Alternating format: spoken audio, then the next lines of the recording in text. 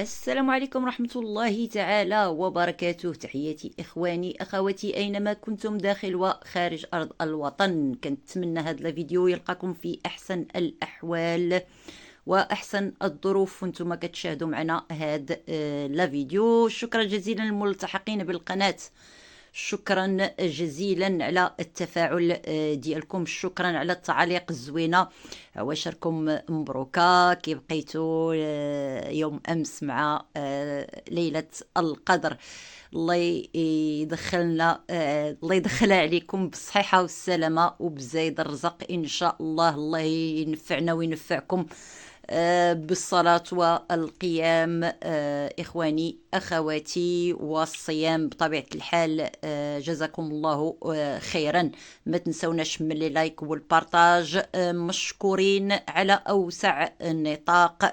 أيضا ما تنسوناش تفاعلكم في التعاليق خوتي العزاز، كيهمني بزاف، وخصوصا هذا الفيديو بغيتكم تعطيوني الرأي ديالكم. وندخلوا إلى الموضوع خوتي العزاز. نايضة بصوت سيمو. شكون اللي كيتفكر معنا سيمو؟ سيمو خوتي العزاز. ما فهمتش انا خوتي، عرفتي ناضت واحد النوضه في اليوتيوب تقربل بمعنى الكلمه على خروج فاطمة الزهراء الى فرنسا. شي خوتي العزاز دار لخالتها كوثر التجار بالبشر. شي خوتي العزاز قال لك داتها باش تتاجر بها. شي خوتي العزاز شفنا واحد الخرجه ديال الزروالي اللي دائما صبعو تم في اي مشكله كيما كيقول هو. وكنسمع من بزاف القنوات خوتي العزاز، قسما بالله ما كنتبعو، فقط شفت مقاطع عند الاخوان حطوها المقاطع. جاه السعر يا خوتي. ناض خوتي قال لك غادي يدعي كوثر وغادي يدخل جمعيات وهادشي كله كيف ما كيقول هويا بان معمرو كاين صدقته، ولكن الضحيه شكون هي؟ تيتيما فاطمة الزهراء. غادي يدعي كوثر قال لك لانها طلعت الدريه قاصر وداتها. خوتي العزاز كلشي كيهضر، ما كاين حتى شي دليل. كيفاش هاد الدريه داتها خالتها؟ شي كيقول لك داتها بالباسبور ديال بنتها، وشي كيقول كل واحد شنو كيقول. لاو كاينين قنوات خرجوا كاع جابوا الثمن بشحال صيفطت سعاد بنتها. شي كيقول لك 8 المليون، شي كيقول لك 15 المليون، شي كيقول 10 المليون. ما فهمناش حنا هاد الناس منين كيجيبوا هاد الاخبار. حنا عارفين خوتي العزاز بان سعاد راه ما كتسدش فمها، ربما معاوده لشي واحد في الخاص ومعاوده على الطريقه باش مشات بنتها. لحد الان راه حتى واحد ما عرف فاطمه الزهراء كيفاش خرجات، واش بالموافقه ديال والديها، واش بلا موافقه ديال والديها. ولكن اليوم خوتي العزاز كوثر عطات رد صريح وواضح، وايضا فاطمه الزهراء حطات الفيديو. واش خوتي العزاز، واش فرنسا واش ما عندها قانون؟ واش ما عندها يعني الناس غير كتهضر جيبه فم وقول؟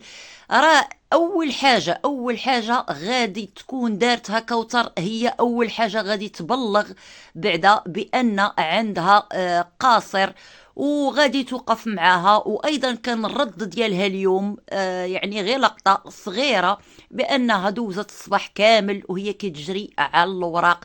واش اخوتي راه كما كنعرفوا كوثر راه واخده يعني فرنسي وعارف القانون، وعندهم كيفاش هذا، يا اما على طريق يعني المساعد الاجتماعي عن طريق.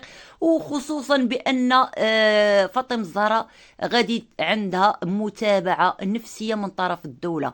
واللي كنقول لكم وكنأكد لكم بان القاصر تم في فرنسا يعني راها محميه من طرف الدوله. ما كاينش شي خبر مؤكد، ما كاينش حتى واحد ما عارف كيفاش الطريقه باش مشات، الا كانت امها كتبرول في الخاص. خوتي العزاز، الخاص راه دائما كيخرج على الناس. ف دابا المشكله هي ديال الزروالي، خشاني يفوت تما، الا خصنا نعرفوا لا وغادي ندعي كوثر هذا وراه ولا التجار بالبشر داتها التجر بها، شنو غتجر بها؟ ما فهمتش انا هاد النوع ديال التجار بالبشر اللي غتجر ببنت اختها.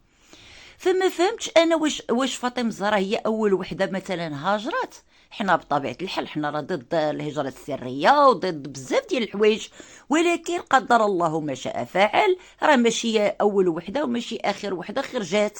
فناضوا القنوات، ودابا المشكله هي القنوات ضاربين غير مع بعضياتهم، شي علاش مشات، شي حقه، لا راه سعاد المساءله. هي بطبيعه الحال راه كاينه مساءله قانونيه الى وصل يعني السلطات بان امها حرقاتها ولا هذا، راه ممنوع قانونيا، هادشي حنا عارفينه. ولكن واش داك البنت زعما شنو دارت في ملك الله؟ خرجات من واحد المستنقع، خرجات هربات، مشات، المهم مشات وكنشوفوها في الفيديوهات ديالها فرحانه يعني، وعندها واحد الافاق زوينه، وخصوصا بانها مشات وهي قاصر. راه غادي تكلف بها الدوله، وكوثر راه ماشي دريه صغيره، يعني ما غادي تدخلها بلا وراق، بلا ما تبلغ، بلا ما دير الامور القانونيه، بلا ما، راه حتى هي خايفه على راسها. واش هاد فرنسا غير مترعه مثلا؟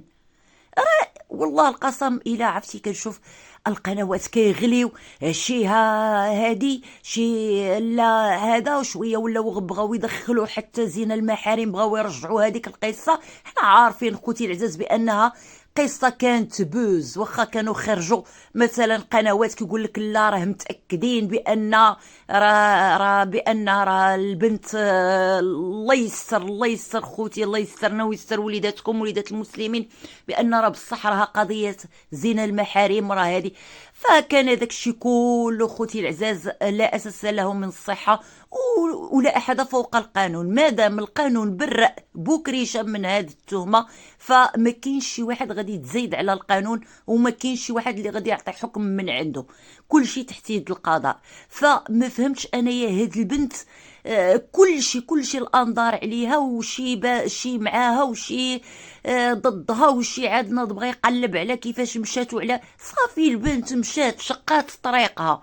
ولكن انا اللي عجبني هو الرد ديال كوثر في واحد الفيديو، بانها راه كتجري على الاوراق، راه كاتكاد الامور القانونيه، فلا داعي الانسان يدخل في شي امور اللي ما فهمتش. انا ما ضحكني والله القسم بالله، ضحكني انا الخرجه ديال الزروالي، مشاو جايب العنوان ديال السيده وراها كتسكن في البلاصه الفلانيه، وغادي ندعيها وغادي ندخل جمعيات وغادي وغادي وغادي وغادي.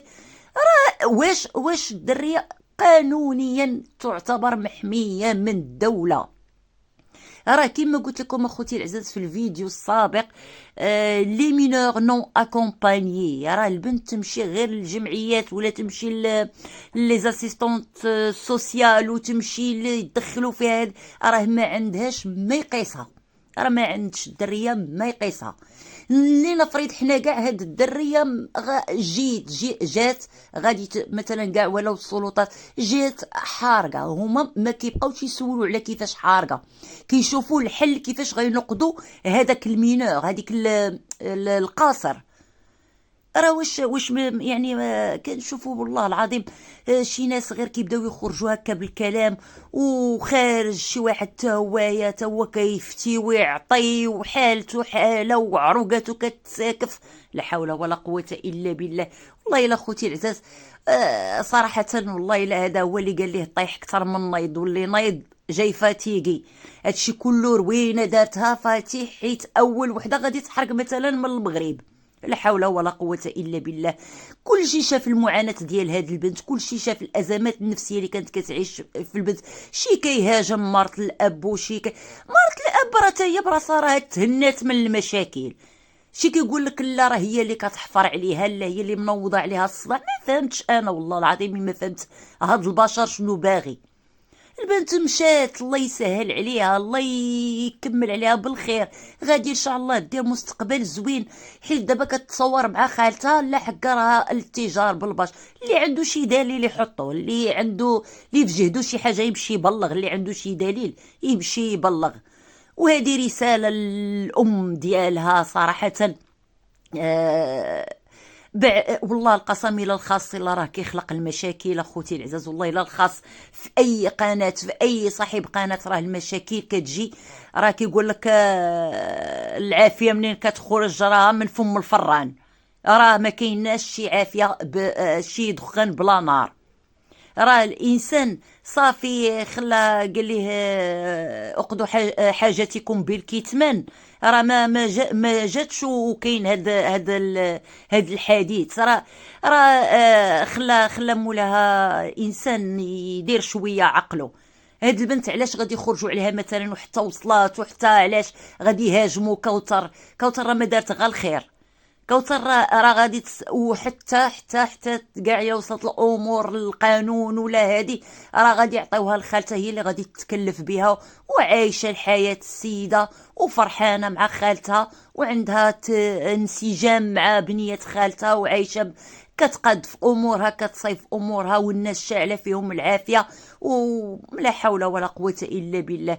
خوتي ما تنسوناش من لي لايك، عطيونا الراي ديالكم في التعاليق. شكرا جزيلا على حسن المتابعه، كملوا معنا الفيديو الى الاخر رجاء. خوتي محتاجه الدعم ديالكم، عواشركم مبروكه مجددا. الى اللقاء في فيديو اخر، اي مستجد غادي نبارطاجيه معكم. تحياتي للجميع.